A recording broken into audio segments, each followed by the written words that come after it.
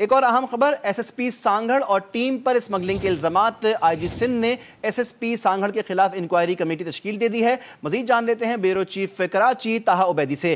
Taha Obeidi, کیا details ہیں اس کی؟ جی بالکل، ایس ایس پی سانگھڑ کے خلاف مختلف نوعیت کے الزامات ہیں، جس میں اسمگلنگ میں جرائم پیشہ افراد کی سرپرستی تھی اور ان کی ٹیم پر بھی یہ الزامات ہیں، جس کے بعد اب آئی جی سندھ جاوید اعلیٰ موڈو نے ایک اعلیٰ سطحی تحقیقاتی کمیٹی تشکیل دی ہے، جس میں additional I G C T D کو چیئرمین منتخب کیا ہے۔ اس کے علاوہ additional I G establishment division اور additional D I G D L branch کو نامزد کیا ہے ممبر۔